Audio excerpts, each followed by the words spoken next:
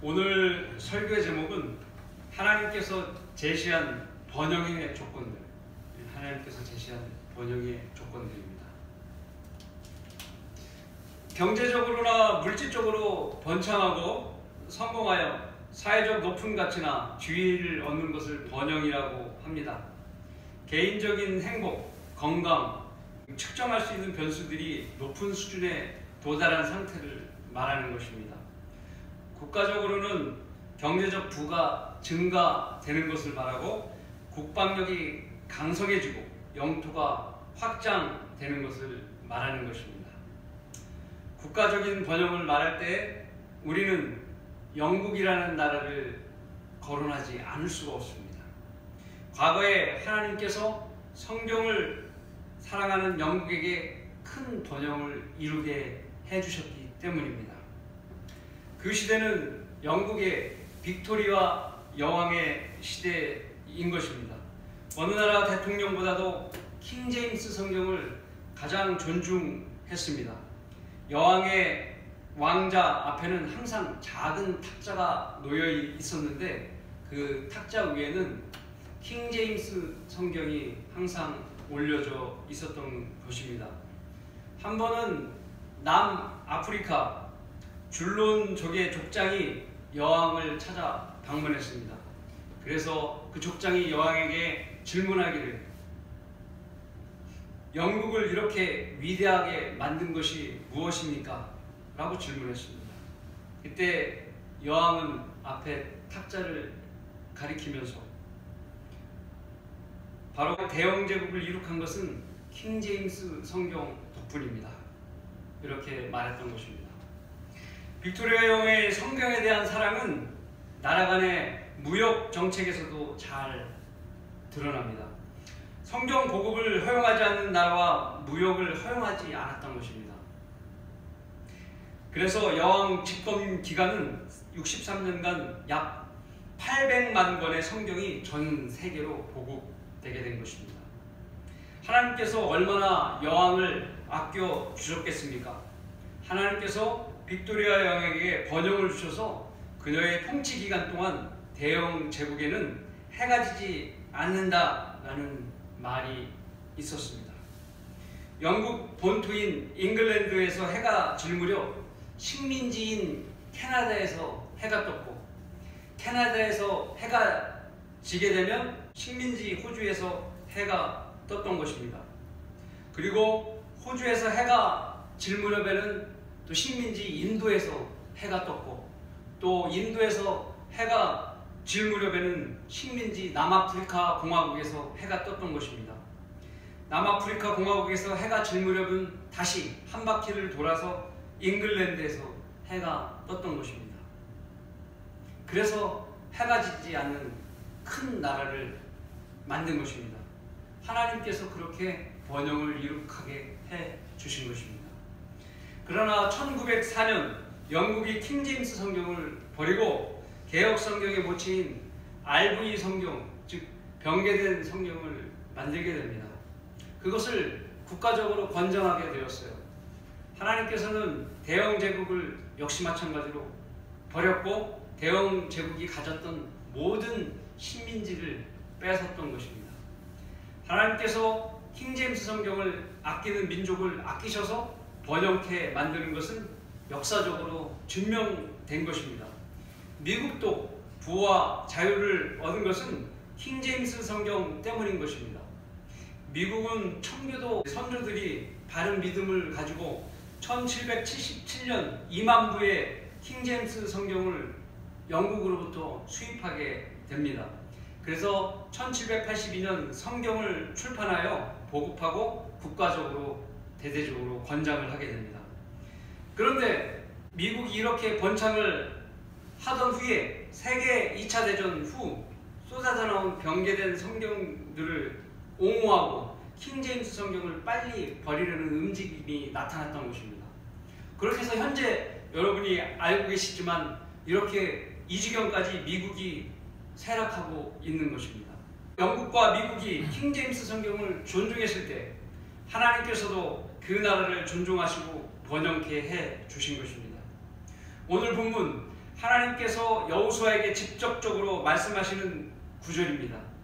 말씀의 요지는 성경대로 믿고 실천하면 번성케 된다는 것입니다. 이는 모세오경이 이미 완성되었기 때문에 아담, 노아, 아브라함, 이삭, 야곱, 요셉, 모세처럼 직접 특별하고 구체적인 계시나 지시를 하실 필요가 없으셨습니다. 그래서 여호수아에게 본문 말씀처럼 율법의 책대로 지킬 것을 말씀하신 것입니다.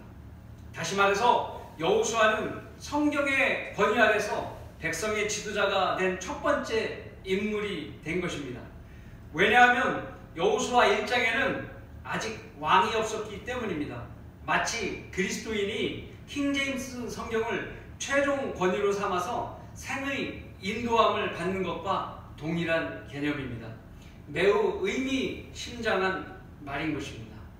현 시대를 사는 성경대로 믿는 사람들에게도 바른 한글 킹제임스 성경을 하나님께서 주시고 출간된 지 31년 동안 하루도 빠짐없이 보급되게 하신 것은 하나님의 전적인 역사하심입니다. 그리고 우리 성경을 본따서 몇 가지 가짜 킹제임스 성경들이 나온 것입니다. 하지만 하나님께서 우리 교회를 사랑하셔서 바른 성경을 지키도록 능력으로 붙들고 계십니다. 눈으로 보이는 규모는 작지만 우리의 사역들은 역사적으로 국내에서 유래를 찾아보기 힘들 정도의 열매를 맺고 있는 것입니다. 이 시대를 사는 그리스도인 각자에게 하나님께서 주시는 번영은 물질적인 번영을 말씀하시는 것이 아니라 영적인 번영을 약속하고 계신 것입니다. 그런 약속은 사랑하는 자여 무엇보다도 내 혼이 잘된 같이 네가 번성하고 강건하기를 바라노라. 요한3서 1장 2절입니다. 예. 오늘 본문의 말씀을 통해서 어떤 번영의 조건들이 그리스도인에게 적용되는지 알아보고자 합니다. 하나님께서 말씀하신 번영의 조건들은 무엇입니까? 첫 번째, 어디에 가든지 하나님께서 함께해야 합니다.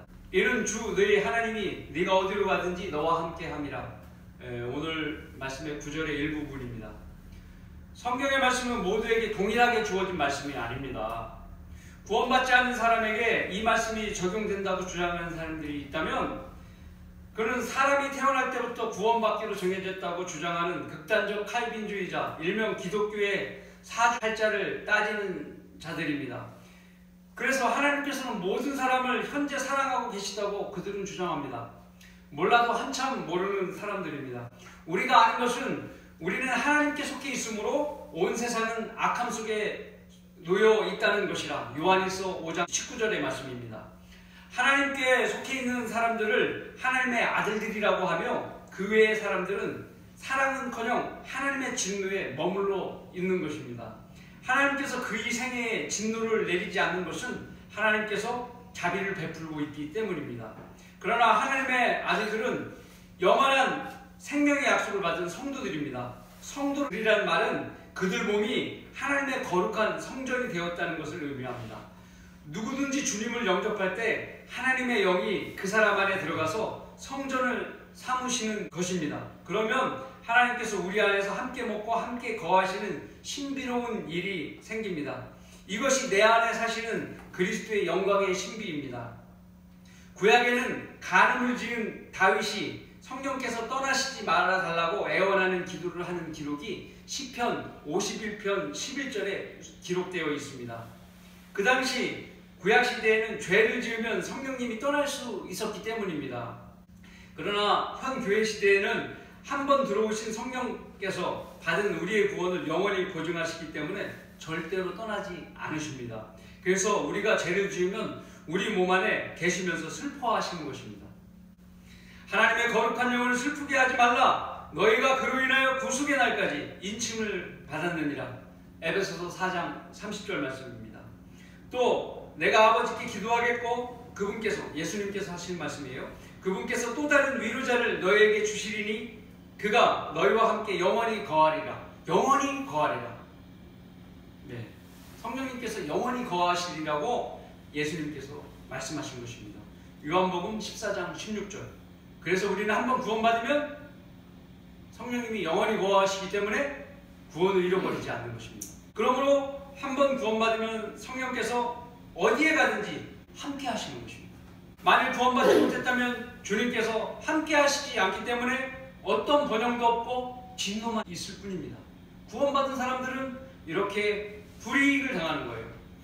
불우한 사람들을 도와주고 빵 조각이라도 나누어 먹고 거리에 쓰레기를 줍고 노숙자에게 먹을 것을 보태어주고 장애인 시설에 돈을 지원해주는 종교적인 열심에도 하나님께서 함께하지 않으신다면 아무 쓸데가 없는 거예요.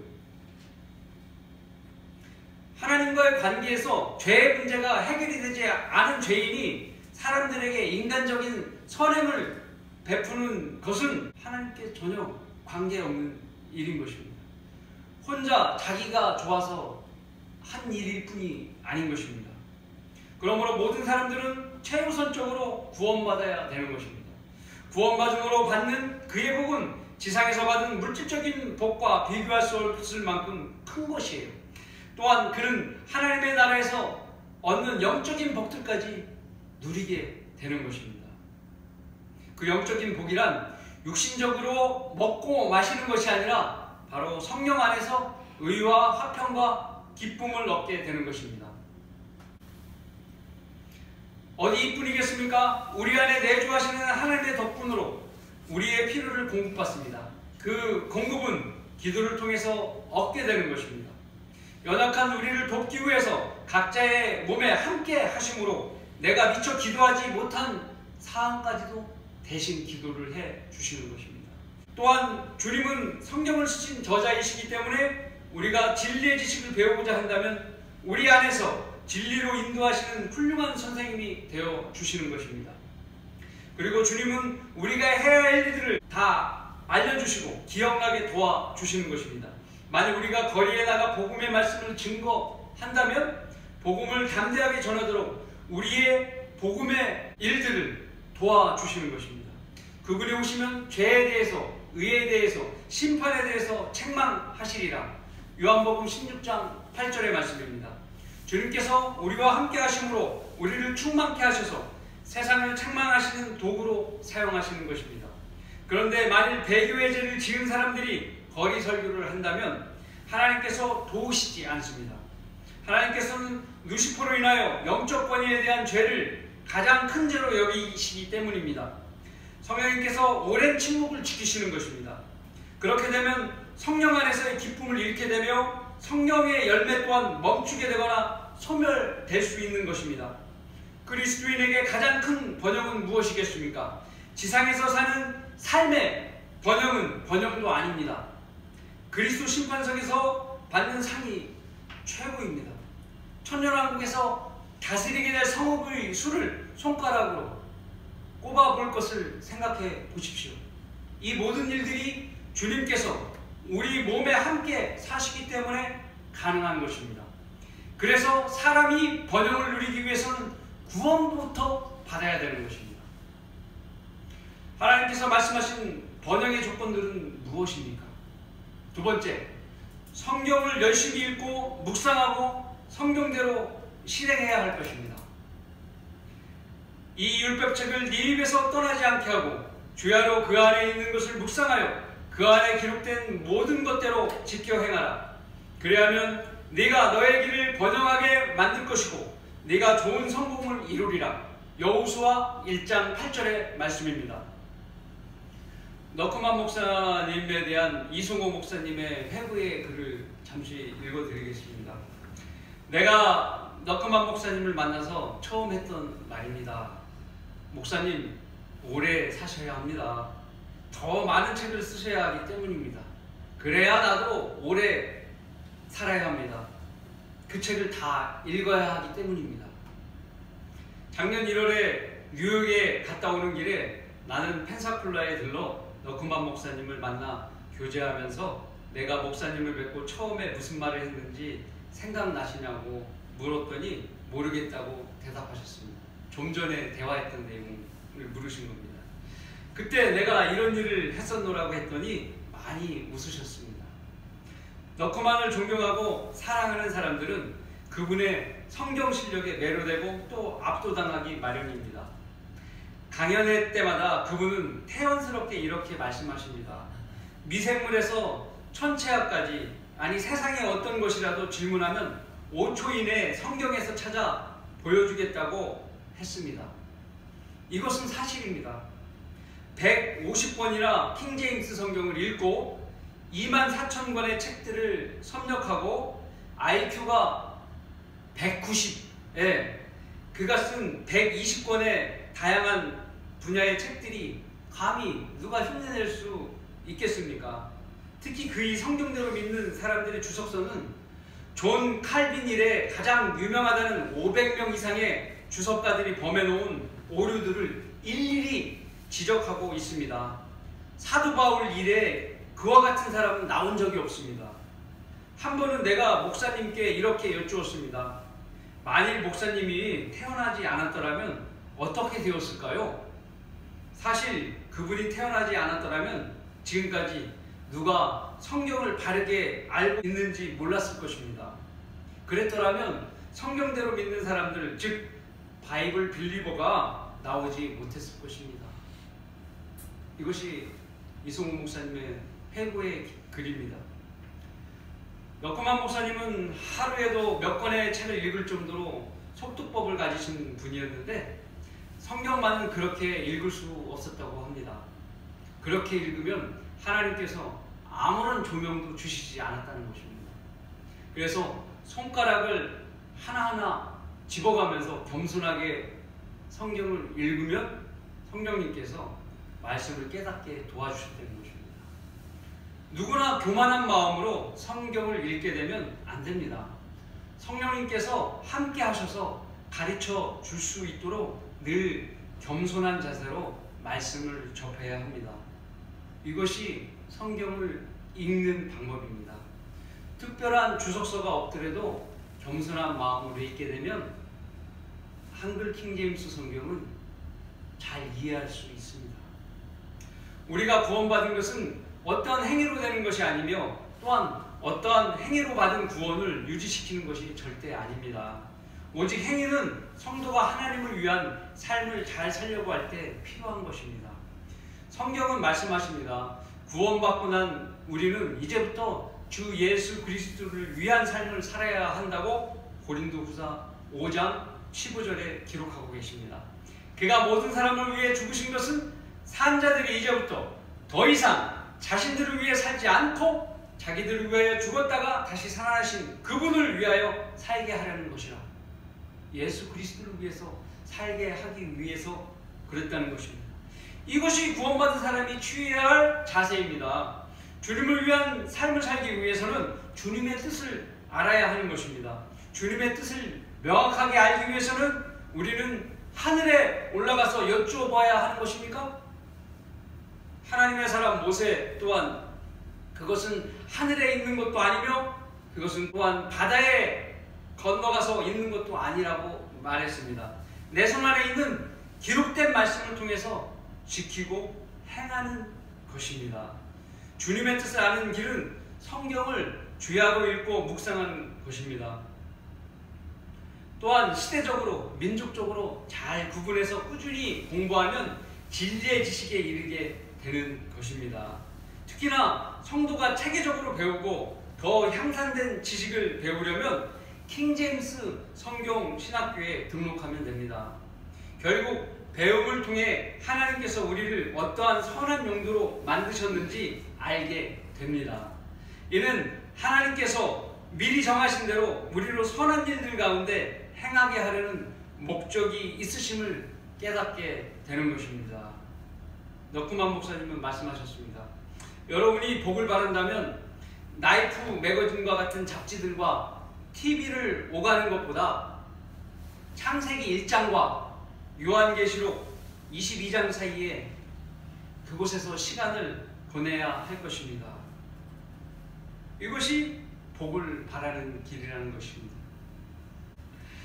예수님의 제자인 사도 베드로도 두 번째 서신에서 주님과 함께 올라갔던 변형산에서 성경으로부터 직접 들은 음성과 눈으로 본 체험을 신뢰하는 것을 권장하지 않았습니다.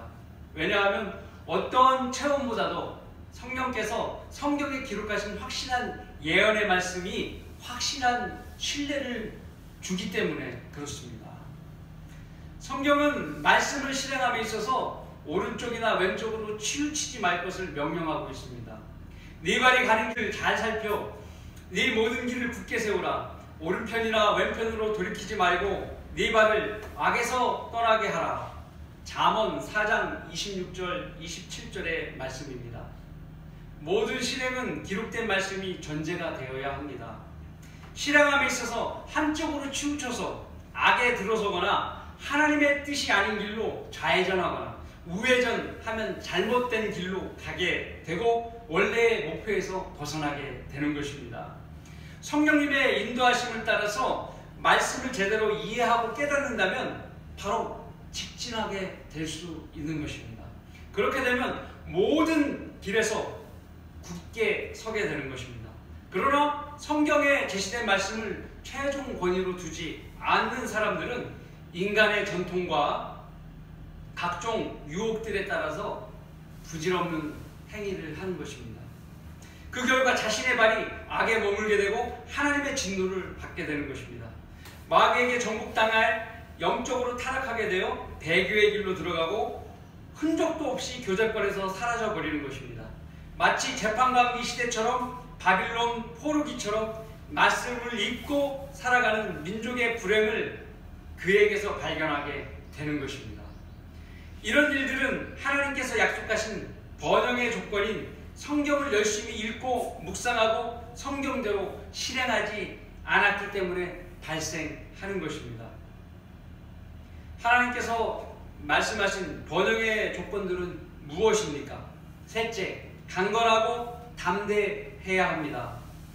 내가 내게 명령하지 아니하였느냐? 강건하고 담대하라. 무서워 말고 낙심치 말라. 9절의 일부입니다. 16세기 스코틀랜드의 종교 개혁자이며 강력한 설교자이었던 존 낙스는 왕이 하나님을 거역하고 악행을 저질렀다고 설교한 것 때문에 왕 앞에 끌려가게 되었습니다. 왕이 그를 만나서 이렇게 말했습니다. 자네는 자네가 짓거린 것들을 아직도 철회하지 않겠는가? 그러자 낙스가 왕에게 대답했습니다. 마음이 그것을 생각했습니다. 그리고 입으로 말했습니다. 그리고 손으로 썼습니다. 만약 그것이 왕에게 모자르게 보였다면 하나님의 은총을 입어 피로써 그것을 증거하겠습니다. 목숨을 바쳐서라도 그 말씀을 철회하지 않겠다는 얘기예요. 권력 앞에서도 굴하지 않았던 그의 용기는 하나님과 그분의 말씀으로부터 온 것이었습니다. 그러므로 하나님의 말씀은 용기를 갖다 줍니다. 여호수아가 주의 말씀에 의하여 담대하게 가나안 땅에 진입하여 그 땅의 원주민들을 몰아내고 차지해야 할 입장에 있었습니다. 누구보다도 전략을 잘 수립하고 군사들을 움직여야 하는 입장에서 강건함과 담대함은 필수 조건이었습니다. 적에게 대해서 두려워하고 그들의 용무에 낙심하게 된다면 정복전쟁은 실패로 돌아가게 될 수밖에 없었습니다. 그러므로 하나님께서는 담대함과 강건함을 유지하도록 명령을 하신 것입니다. 여호수아에게. 그래서 강건함의 의미는 어떤 것이냐? 한 사람의 의지나 기상이 굳세고 건전한 것을 말하는 겁니다. 강건하다는 것은. 담대함은 어떤 것을 의미하냐면 요새화해야 되고 방심하지 않고 용기가 있고 확고하다는 뜻을 지녔습니다. 확고하다는 것은 마음이 흔들리지 않는다는 것입니다. 즉 담대함이란 마음가짐이 흔들리지 않은 상태를 말하며 성경 말씀처럼 오른편이나 왼편으로 치우치지 않는 상태를 말하는 겁니다. 2차 세계대전의 영웅인 조지 패턴 장군이 있었습니다. 그는 용기를 이렇게 말했습니다. 용기는 두렵지만 1분 더 버티는 것이다 라고 말했습니다. 용기란 두려움이 없는 상태가 아닙니다. 두렵지만 앞으로 전진하는 거예요. 우리가 두려운 상대를 만났을 때 두려워하지 말라는 하나님의 명령을 따라야 합니다. 그리고 그 명령에 따라서 담대하고 강건하게 적에게 맞서 싸워야 하는 것입니다. 두려움과 낙심은 누가 주는 거예요? 마귀가 주는 생각입니다. 일종의 기선 제압용이라고 생각하면 됩니다. 하나님께서는 마귀를 사자라고 하지 않았습니다. 울부짖는 사자처럼이라고 인용하셨습니다. 정신을 차리고 깨어있으라. 이는 너의 대적 마귀가 울부짖는 사자처럼 삼킬 자를 찾아 두루 다니기 때문이라. 베드로전서 5장 8절의 말씀입니다. 아프리카 초원에서 먹이를 찾아 어슬렁거리는 사자처럼 마귀는 항상 삼킬 자를 찾아 다니는 것입니다. 우리는 휴거 전까지 마귀와의 영적 전쟁을 치러야 하는 것입니다. 매번 영적 전쟁은 교회와 목사를 대적하여 벌어지고 있습니다. 왜냐하면 이리가 목자 없는 양무리를 흩어지게 해서 떨어진 몇 마리의 양들을 사냥하기 위해 전략을 세우기 때문입니다. 그래서 목자를 공격하게 되는 것입니다. 하나님께서는 질서의 하나님이십니다. 그것이 많은 양을 보호하기 위한 방법입니다. 질서가 망가지면 양무리가 흩어지기 때문입니다. 그러면 이리가 먹을 것이 많아지는 것입니다. 반란군과 또 반란군에 동조한 사람들의 특징이 무엇인지 아십니까? 하나같이 똑똑한 사람들이었다는 것입니다. 똑똑함을 통해서 그들이 생각과 마음을 스스로 높이게 되는 것입니다. 북편 해중산 위에 앉으려 했던 루시퍼를 닮은 것입니다. 내적 그런 영적인 전쟁에 희생양이 되지 않으려면 이 교회의 주인은 하나님이신 것과 또 하나님께서 모든 것을 운영하시는 것에 대한 영적 관념을 확고히 가져야 되는 것입니다. 그리고 다른 성도를 채점하는 교사가 되지 말고 자신을 하나님께로부터 평가받는 학생으로 여겨야 합니다. 우리가 그렇게 해야 항상 주님으로부터 보호를 받을 수 있는 것입니다. 또한 서로가 자기의 은사대로 주님을 섬기고 교회를 섬기고 지체를 섬길 줄 아는 성도가 되어서 주님으로부터 많은 상을 보장받게 되는 것입니다. 우리는 하나님께서 아끼시는 자녀들입니다. 누구 하나 단 한 명이라도 실족하게 하는 일을 만들어서는 절대로 안 될 것입니다. 하늘에서 책망을 받게 되는 것입니다. 그래서 교회 내부적으로 더욱 굳건한 결속력을 갖고 단단히 다져지는 일에 하나님께서 우리에게 시선을 집중하고 계신 것을 알아야 되는 것입니다. 왜냐하면 영적 전쟁은 주로 내부에서 일어나기 때문입니다. 영적 전쟁에서 우리가 승리하는 길은 야고보서 4장 7절의 말씀대로 하면 되는 것입니다. 그러므로 하나님께 복종하라. 마귀를 대적하라. 그리하면 그가 너희로부터 도망하리라. 하나님께 복종하는 것은 무엇입니까? 하나님의 말씀에 복종하고 모든 성경적인 실행에 순종하는 것이며 하나님을 향해 기도의 무릎을 꿇는 것입니다. 성도가 죄를 짓게 되면 무릎 꿇는 것과 주 예수 그리스도 이름으로 기도하는 것이 힘들어집니다. 그 이유는 죄에 대해서 뻔뻔해졌거나 아니면 그것을 또 너무나 죄송스러워서 그렇게 못하는 것입니다. 후자인 경우 그가 바람직한 경우이죠. 최대한 빨리 주님께 죄에 대해서 용서를 위해 복종의 무릎으로 다가가는 것이 현명한 성도입니다. 말씀을 실천하는 곳에는 항상 마귀의 공격이 기다리고 있습니다. 그러나 그곳에서 마귀가 심어주는 두려움과 낙심을 가진다면 패전병으로 남는 것입니다. 그런 것을 이겨내야 합니다. 하나님의 말씀을 붙들고 그 명령에 복종하여 담대하고 강건하게 싸우는 것입니다. 이것이 그리스도의 군사로서의 임무입니다. 두려움은 위험을 느껴 마음이 불안하고 조심스러운 느낌을 말합니다. 또한 낙심은 어떤 일로 인하여 마음이 절벽에서 떨어져서 기운을 잃는 상태를 말합니다. 마귀가 사람을 통해 두려움과 낙심을 준다면 하나님의 전적인 도움을 받는 나는 담대함과 강건함으로 맞서야 하는 것입니다. 그러므로 우리가 담대히 말하기를 주는 나를 돕는 분이시니 사람이 내게 무엇을 하든지 내가 두려워하지 아니하리라 하노라. 히브리서 13장 6절의 말씀입니다. 사람이 두려워하는 것은 덫에 걸린다고 말씀하십니다. 주를 신뢰해 안전함에 이뤄야 하는 것입니다.